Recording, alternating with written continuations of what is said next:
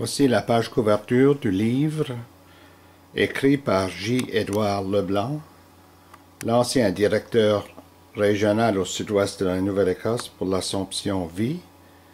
Son livre est intitulé « L'Assomption et l'essor des Acadiens en Nouvelle-Écosse ». Le livre porte sur la fondation de la première succursale au sud-ouest de la Nouvelle-Écosse, soit celle à Saulniéville, dans le comté de Digby, mais le livre porte aussi sur toutes les succursales de l'Assomption au sud-ouest, y compris celle du comté de Yarmouth et du comté de Digby. Il porte aussi sur les conventions régionales au sud-ouest.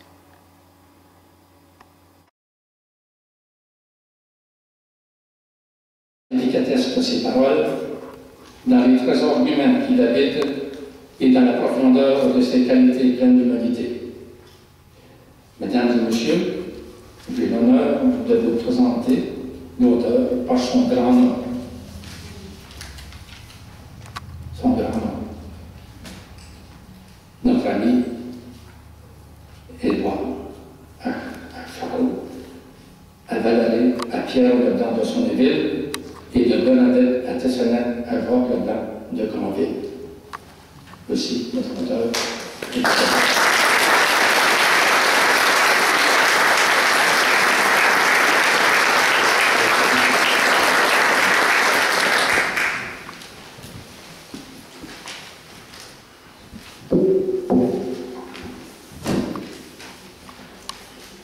Ça me fait plaisir de vous saluer, vous qui êtes venus tous en si grand nombre en cette journée dédiée aux grands-parents.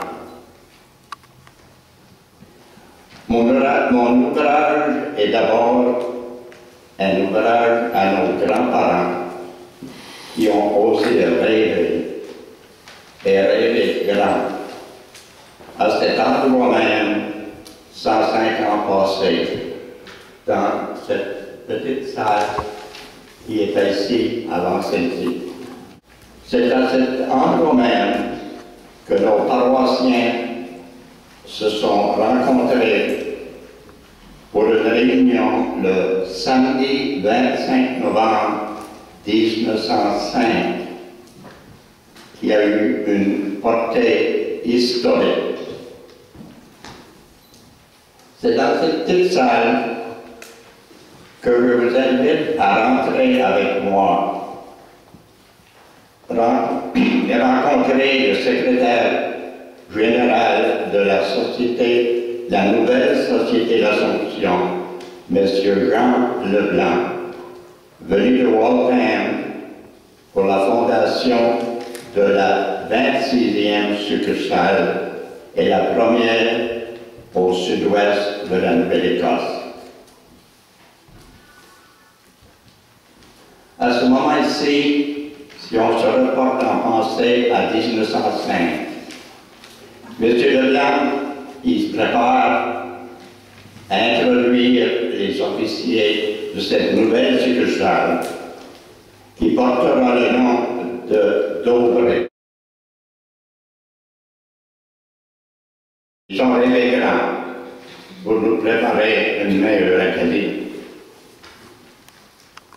C'est pour leur rendre hommage que j'ai voulu écrire ce livre.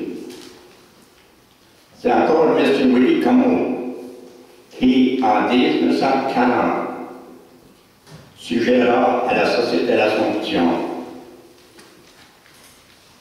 de donner à notre région un organisateur permanent qui s'occupera de la perception des cotisations ainsi que du recrutement. Et dû attendre jusqu'en 1958, alors que je relevais ce défi de remplir ce poste et l'occuper jusqu'à ma retraite en 1992. Nous sommes redevables à nos grands-parents d'avoir rêvé 100 ans passés à une académie meilleure. Nous en sommes tous les bénéficiaires.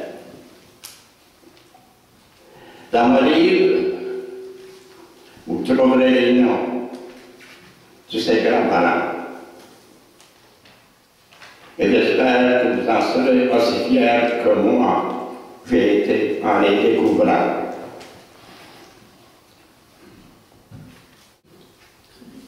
Pour connaître comment ces rêves se sont réalisés, je vous invite à lire les 176 pages de ce livre et trouver les noms de nos ancêtres qui ont travaillé dans l'ombre pour nous donner les choses que nous prenons pour acquises aujourd'hui.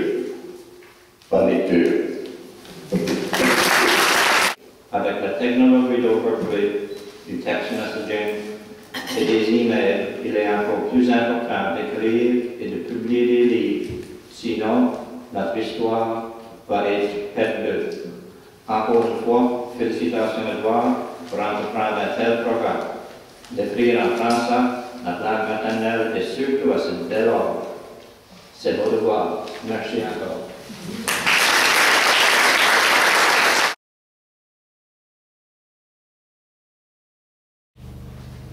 Nos deux familles, celle de Marie et la mienne, ont toujours fait partie de la noble profession de pêcheur. En hommage à tous ces professionnels de la mer qui gagnent leur vie sur la mer, tout en assurant du travail à ceux qui restent à terre. Élise leur dit, partons la mer avec.